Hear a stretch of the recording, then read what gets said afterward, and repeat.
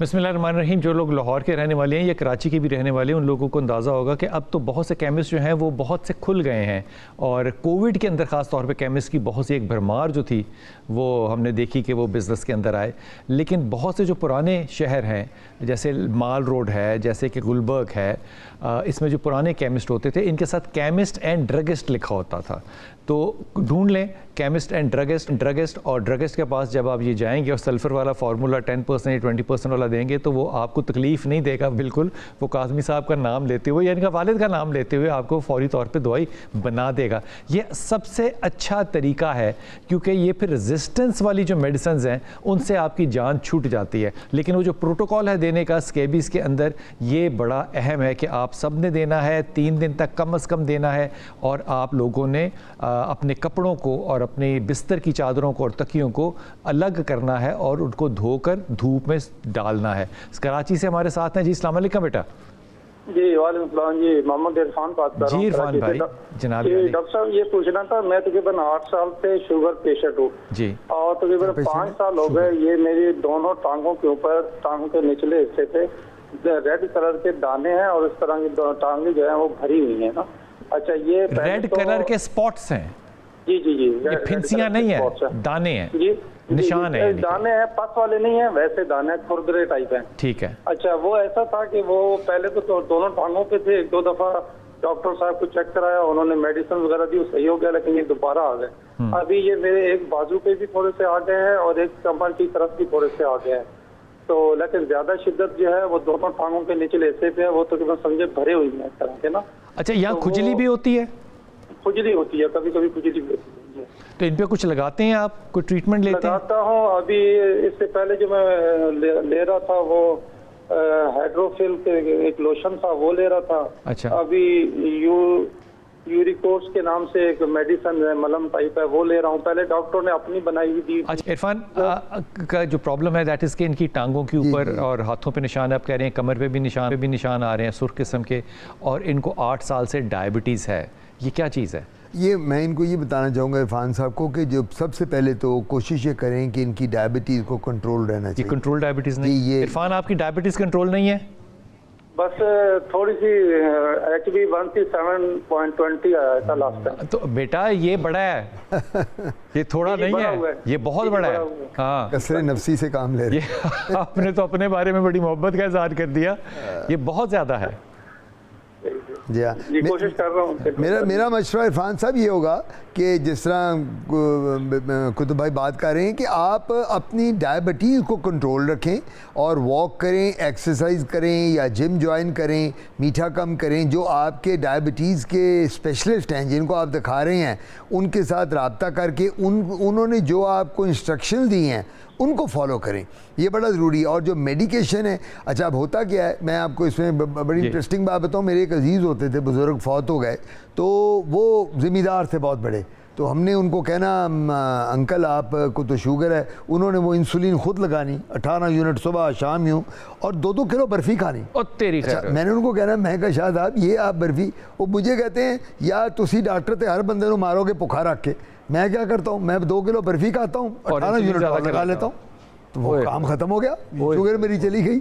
यानी मैं आपको कॉन्सेप्ट लोगों के बताता हूँ कि वो कहते हैं कि मैं अगर आपको या मुझे शुगर हो तो हम दोनों ये कहें कि यार चलो आज मिठाई और 2 किलो बर्फ़ी लड्डू खा लेते हैं, तो फिर हम ये करेंगे आप 10 यूनिट ज़रा इंसुलिन ज़्यादा लगा लेना, 10 मैं लगा लूँगा, हमारी वो लड्डू अंदर ख़त्म हो जाएंगे। वो लड्डू अंदर ख़त्म नहीं। डॉक्टर साहब, ये खारिश जाएगी तब जब तक ये इन्होंने खुद अब एग्री कर लिया ना कि वो ये कहते हैं कि शुगर का जब तक प्रॉपर इलाज नहीं होगा। मैंने आपको क्या बताया था शुरू में कि डायबिटीज़ की 62 के करीब स्किन मैनिफेस्टेशन, जिसको हम देखते ही बता देते हैं कि आपको शुगर है। तो इनको तो ऑलरेडी पता है। इनको डायबिटीज़ के लिए जो दवाई ले रहे हैं वो जारी रखें। नंबर 2, अपनी डाइट को कंट्रोल करें, मीठे को कंट्रोल करें, और कोशिश ये करें कि वॉक और एक्सरसाइज जरूर, जो डायबिटिक मरीज होता है उसके लिए वॉक और एक्सरसाइज बड़ी ज़रूरी है। ठीक है, तो ये ठीक है। मेडिकेशन और कोई लेने? मेडिकेशन देखें, अगर पस वाले दाने हैं तो एंटीबायोटिक लेनी पड़ेगी, वरना अगर पस खारिश है तो एंटी एलर्जिक ले लें। और एक क्रीम मिलती हैं लगाने वाली जो एंटीबायोटिक हैं उसके साथ वो दाने खत्म हो जाए। ये डर आप ना भाईजान बड़े मेहरबानी करें और इसको 6 पर लेकर आए, जो 7.5 है इसको कम से कम 6 पर लेकर आए। ये भी डायबिटीज़ है लेकिन ये लोअर साइड पर है, ये 5 और 6 के दरमियान हो तो सबसे बेहतर है। लेकिन जब तुम इसको ले आओगे नीचे तो फिर तुम देखोगे कि ये ऑटोमेटिकली तुम्हारे जो निशान है, स्किन के जो सिम्टम्स हैं ये कम हो गए हैं। जी अस्सलाम वालेकुम लाहौर, आमिर। जी अस्सलाम वालेकुम जी, आमिर बात कर रहा हूँ लाहौर से। जी जी बिस्मिल्लाह। बिलाल साहब और काज़मी साहब आपको बहुत बहुत सलाम और बहुत शुक्रिया आपने मेरी कॉल ली। बिस्मिल्लाह, हुक्म आमिर भाई, हुक्म। जी मैं सर सवाल कर रहा हूँ अपना। मेरी प्रॉब्लम ये है कि मैं कोई भी गर्म चीज, बीफ हो गया या अंडा हो गया, अच्छा, ये सर्दियों में अगर खाऊं तो मुझे कोई प्रॉब्लम नहीं है। अच्छा, लेकिन अगर मैं गर्मियों में कोई चीज खाता हूँ इस तरह की तो मेरे सर में और पाँव पे छाले निकलाते हैं। अच्छा, अंडे से, बड़े बीफ से के निकलते हैं और सर्दियों में ठीक हो जाता हूँ और सब कुछ खाता हूँ, कुछ नहीं होता। तो इसके लिए प्लीज कोई एडवाइस कर दीजिए। तो यार ना खाया करो। मसला क्या आमिर, गर्मियों में ना खाया करो। देखो जी लाहौर का बंदा है, खाबे कैसे छोड़ दे, खाबे कैसे छोड़ दे। लाहौर का बंदा तो कुतुब भाई खाबे नहीं ना छोड़ सकता है। और आमिर जवान लड़का है, यंग लड़का है, तो हम अगर इसको कहते खाबे ना खाओ तो ये तो कहेगा मेरे नाल बड़ा जुल्म कीता तुसी है जी। आमिर नाम है ना, आमिर बेटा मेरा मशवरा ये होगा कि एक तो आप जो ये जिस तरह कुतुब भाई ने कहा कि मैं ऐसे मरीजों को कहता हूँ जिससे है उसको छोड़ दो, छोड़ना पड़ेगा, ये बड़ा छोड़ना पड़ता है। कईयों को बीफ के साथ, अच्छा बीफ, बड़े लोग हैं जो बीफ खाते हैं और उनको एलर्जी बीफ से होती है, तो मैं उन्हें ये कहता हूँ अगर बीफ से, देखिए एक बात मैं बड़ी इंपॉर्टेंट करता चलूँ, हम सब लोग यहाँ बैठे हैं, आपके कैमरामैन हैं, आपके देखने वाले हैं ऊपर नीचे, यहाँ जिस शख्स को जिस चीज़ से एलर्जी है उसको छोड़ना पड़ेगा, लेकिन बीवी को नहीं छोड़ना। सिवाय बीवी, वो चाहे एलर्जी हो, ठीक है, बीवी के साथ जो मर्जी है उसको ना छोड़ सकते, नहीं तो फिर ताड़ा कोई हाल नहीं होगा। ठीक हो गया। अच्छा, अब बात सबसे बड़ी ये है कि हम लोगों को जो भी खाते हैं, एक बंदा कहता है मुझे अंडे से है, एक कहता है जी अब मुझे बड़े गोश्त से है, एक कहता है मुझे चाइनीज फ्रूट खाने से होता है, छोड़ दो उसको। हमने उन चीज़ों को एक्सक्लूड करना है अपनी डाइट से। जिस तरह आमिर कह रहा है कि मुझे बीफ से है, छोड़ दो बीफ को, वरना एंटी एलर्जिक भी लेनी पड़ेगी। एंटी एलर्जिक तो हम दे ही देंगे, देखिए एंटी एलर्जी तो हम, लेकिन वो सोल्यूशन नहीं है। नहीं, लेकिन अगर एंटी एलर्जिक दे भी दें और वो मरीज फिर भी वही खाना खा रहा है जिससे होता है, तो वो खाता रहेगा, एलर्जी की दवाई लेता रहेगा, तो वो तो कभी ठीक नहीं होगा। इस बीमारी को हम कहते हैं उर्दू में ददूड़े या धप्पड़, पंजाबी में कहते हैं छपाकी, और अगर ये ज्यादा खराब हो तो कहते हैं बिगड़ी हुई छपाकी, और अंग्रेजी में कहते हैं अर्टिकेरिया। ठीक है, ये बीमारी का नाम है जो आमिर बता रहे हैं हमें अभी। तो मेरा ज़ाती ख्याल है कि आमिर आप फ्रूट, जूस, फल, दूध, दही ये बेटा ज़्यादा लो, मिल्क शेक ज़्यादा लो, आजकल पानी का इस्तेमाल ज़्यादा करो। और मैंने पहले भी प्रोग्राम में कहा था कि इस मौसम में जो इतनी गर्मी है, हमें थोड़ा सा जो हाई प्रोटीन डाइट है, मुरग़्ज़क़ ग़िज़ाएँ हैं, इनको परहेज़ करो, लस्सी पिया करो। मेरे वालिद अल्लाह बख्शे कच्ची लस्सी हमें देते थे, अगर आपको याद हो। अब आजकल पता नहीं कच्ची लस्सी का ज़माना है कि नहीं है, पानी डाल के, और वो कहते थे आम वो बच्चा खाएगा जो कच्ची लस्सी पिएगा। ये मैं अपने वालिद का बता रहा हूँ। तो अब ये कच्ची लस्सी वगैरह की आजकल मॉडर्न ज़माना है, ये अपने कोला ड्रिंक्स हैं, सॉफ्ट ड्रिंक्स हैं, बच्चे वो पीते हैं। तो मेरा मशवरा होगा पानी का इंटेक बेटा ज़्यादा करो, फ्रूट्स और जूसेस ज़्यादा लो, और मुरग़्ज़क़ ग़िज़ाओं की बजाय सब्ज़ी और दालों पर इन पर ज़्यादा इन्हें। हमें तुम्हें बात तो ये पसंद नहीं आई होगी, मुझे यकीन है, क्योंकि मुझे एलर्जी है, मुझे वीट से एलर्जी है, गंदम से एलर्जी है। वो गंदम डायरेक्ट हो या इनडायरेक्ट हो, मिसाल के तौर पे निहारी के अंदर गंदम है तो मैं निहारी भी खाऊंगा तो उससे मुझे एलर्जी हो जाएगी। जिस चीज़ में भी बेकरी जिससे जिस्म एलर्जिक है वो चीज़ आपको छोड़नी पड़ती है। मैंने तजर्बे से सिर्फ ये सीखा है कि अगर एक ब्रेड का तोस है और वो वीट है तो मैं उसका 1/4 हिस्सा अगर खाऊंगा तो मुझे एलर्जी नहीं होगी, वो टॉलरेंट होगी, बिल्कुल इस तरह। लेकिन अगर मैं आधा खाऊंगा तो मुझे एलर्जी हो जाएगी, बिल्कुल हो जाएगी। इसलिए अपनी खुराक में अगर एलर्जी है तो छोड़ दो, अगर छोड़ नहीं सकते तो फिर इसकी क्वांटिटी को तुम बहुत कम कर दो, इतना कम कि तुम्हें वो सिम्टम्स जो है वो नज़र ना आए। जी अस्सलाम वालेकुम लाहौर से। जी मेरी बहन कराची से रुखसाना है। जी रुखसाना। जी अस्सलाम वालेकुम। वालेकुम सलाम। वालेकुम सलाम। जी मुझे डॉक्टर साहब से ये क्वेश्चन करना है कि मुझे एलपी डायग्नोज हुआ है। LP planet, right. मुझे 8-9 साल पहले भी हुआ था जब मैंने डेल्टा कॉर्टियल खाई थी, ठीक है, वो ठीक हो गया था, उसके बाद जिंदगी बहुत अच्छी रही। इन बिटवीन में मुझे कुछ ऐसा इशू हुआ कि मुझे 4 कीमोज भी मेरी हुई है। I am perfectly all right, ठीक है। मेरा जो डायबिटिक है वो 6.6 है, मेरा HbA1c है, व्हिच इज डॉक्टर सेज कि ये अंडर कंट्रोल है। I am on edge, right, 6.6 है। और उसके बाद अब ये है कि एलपी के लिए मैं आजकल बेटनोवेट और फ्यूसेल ऑइंटमेंट यूज कर रही हूँ। और जो आपकी बेबी यूज करते हुए 3 महीने हो गए इसको यूज करते हुए, तो आई एम मच बेटर, लेकिन मैं 100% ठीक नहीं हूँ। मैं डॉक्टर साहब की बात सुनिएगा जरा। आपकी एज कितनी है? जी मैं 57।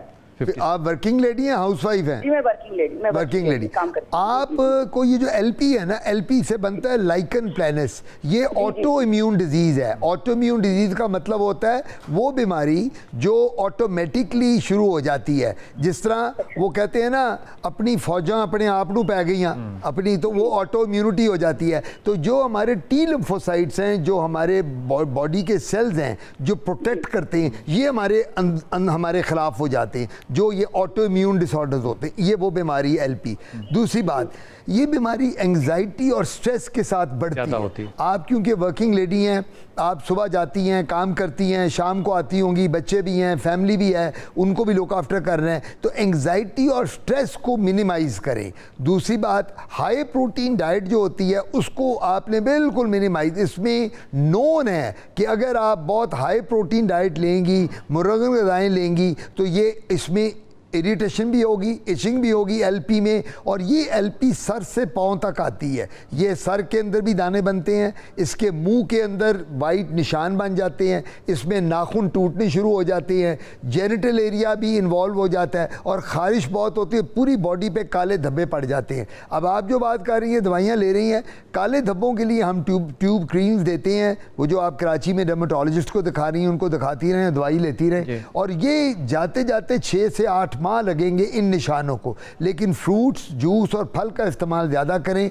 और स्ट्रेस को मिनिमाइज। ये बीमारी लगने वाली नहीं है आपसे, ये कंटेजियस नहीं है। आपके मियाँ को, आपके बच्चों को, किसी को नहीं लगेगी। नंबर 2, इसका कैंसर नहीं बनता, इससे मौत वाक़या नहीं होती। अल्लाह ने 100 साल उम्र लिखी है, यू विल लिव 100 ईयर। इसकी आपकी बॉडीली हेल्थ पे कोई नहीं होगा, लेकिन पिगमेंटेशन बुरी लगती है जो बॉडी पे और चेहरे पे आ जाती है। इसमें ऑटो इम्यून जो है, इसके ऊपर मैंने थोड़ा सा पढ़ा था, ये अल्टरनेटिव मेडिसिन है, ये मेन स्ट्रीम मेडिसिन नहीं है। ये इसके साथ जो इन्फ्लेमेशन है बॉडी की, वो हुआ करती है ऐसे पेशेंट्स को। और अगर इन्फ्लेमेशन हो बॉडी में, तो इसके लिए टर्मरिक बहुत अच्छा है, सिनेमन बहुत अच्छा है, विटामिन D3 ओमेगा जो है ये बहुत अच्छा है, इन्फ्लेमेशन कम हो। ये जो आपने बात की है, ये बिल्कुल ठीक कह रहे हैं बिलाल भाई, क्योंकि रीज़न उसकी ये है कि यही देसी टोटके, जब ये एलोपैथिक मेडिसिन नहीं थी तो ये सब तो ये जाती थी। वो कहते थे ये न्यूट्रलाइज करती है जाके, उसका जो जहर है बीमारी का उसको खत्म बराबर करती है। तो आप हल्दी और सिनेमन को क्या कहेंगे, गरम मसाला जी, गरम मसाला जो है, दालचीनी जिसको कहते हैं, दालचीनी और हल्दी जो है, इसका इस्तेमाल अगर ज़्यादा करेंगे तो आपकी इन्फ्लेमेशन बॉडी की कम हो जाएगी, उससे आपको इफेक्ट नजर आएगा इंशाल्लाह। जी ताहिर क्वेटा से, अस्सलाम वालेकुम। वालेकुम सलाम सर, क्या हाल है? अल्लाह का शुक्र। ताहिर हुक्म। सर मेरी बेटी पैदा हुई है, 2 महीने की है माशाल्लाह। तो सर उसकी जो है सर में बहुत खारिश है और सारे चेहरे पे बिल्कुल बड़ी बड़ी एलर्जी वाले दाने और बिल्कुल ठीक नहीं, और चेहरा सख्त हो जाता है, लाल तो किसी जन थोड़ा हल्का हो जाता है, फिर तेज हो जाता है, बहुत सख्त हो जाता है, लाल चेहरा हो जाता है। सर पे भी दाने हैं? ये सर पे वो जैसे हम पता नहीं पंजाबी में चारू कहते हैं, वो खारिश ही उसके वो सर से इस तरह बिल्कुल उतरते हैं। ठीक है। अच्छा। आपको या आपकी वाइफ को किसी को डैंड्रफ है सर में, जिसको कहते हैं खुश्की? नहीं सर, किसी को भी नहीं है। अच्छा, आप लोगों को एलर्जी की हिस्ट्री है, आपको या आपकी वाइफ को, फैमिली में, और आप दोनों को? बेटा नहीं सर, किसी को भी नहीं है। ये आपकी बच्ची को एक्जिमा है, इसको हम एक्जिमा कहते हैं। तो एक बात याद रखें कि आपने अननेसेसरी साबुन और शैम्पू यूज़ नहीं करने डिफरेंट ब्रांड्स के। उसके बाद क्या कहते हैं, बहुत कोशिश करें इसको गर्मी में ना रखें बच्ची को। 2 माह की बच्ची बताई ना, तो ज़्यादातर अगर एयर कंडीशन की फैसिलिटी है, कूलर या पंखा उसके नीचे रखें। और ये कोशिश करें कि कॉटन के कपड़े पहनाएं, इसको पॉलिएस्टर और सिल्की कपड़े नहीं आपने पहनाने। और पाउडर का बहुत ज़्यादा इस्तेमाल नहीं करना। हमारे आजकल एक रिवाज है, पहले भी आपकी पेरेंट्स, मेरे पेरेंट्स पाउडर बहुत छिड़कते थे। अब पाउडर में केमिकल्स होते हैं और वो केमिकल्स भी इरिटेट करते हैं। हैं, तो मैं ये कहूँगा कि पाउडर का इस्तेमाल जो है ना वो भी आप कम करें, वो भी ना करें। एक्जिमा की कोई दवाई भी है? एक्जिमा की दवाई होती है, हम एंटीबायोटिक्स देते हैं, जो ये कह रहे हैं कि पानी में और सर में दाने पानी वाले जिस्म पे, उसके लिए भी है। खाने वाली दो माह का बच्चा भी एंटीबायोटिक पे जाएगा? जी दे सकते हैं, उसकी डोज अलग होती है, यानी एक दिन के बच्चे को भी दी जा सकती है एंटीबायोटिक, लेकिन डोज अलग होती है। हर एज की वेट के हिसाब से डोज दी जाती है, तो वो दे सकते हैं। कराची से हैं, क्वेटा में काफ़ी डॉक्टर्स मौजूद हैं, मेरे स्टूडेंट्स ही हैं सारे वहाँ डर्मेटोलॉजिस्ट, ये किसी को वहाँ दिखा लें जाके, और अगर कभी लाहौर आएँ तो हम देख लेंगे। बहुत शुक्रिया डॉक्टर साहब, बहुत शुक्रिया डॉक्टर साहब। डॉक्टर साहब के साथ सवाल जो था उसका एक सिलसिला था, मेरे ख्याल में कि मैं ये सारे पूछ पाऊँगा, लेकिन मैं कोई भी सवाल नहीं पूछ पाया। इंशाल्लाह ताला ये मौका आइंदा मिलेगा तो हम इसको जारी रखेंगे, लेकिन जो एडवाइस डॉक्टर साहब ने की है ये आप यूट्यूब के ऊपर अभी कुछ देर के बाद दोबारा अपलोड हो जाएगा, आप इसको वहाँ से भी नोट डाउन कर सकते हैं। अपनी दुआ में याद रखिएगा। अल्लाह आपको आसानियाँ दे और आसानियाँ बांटने वाला रखे।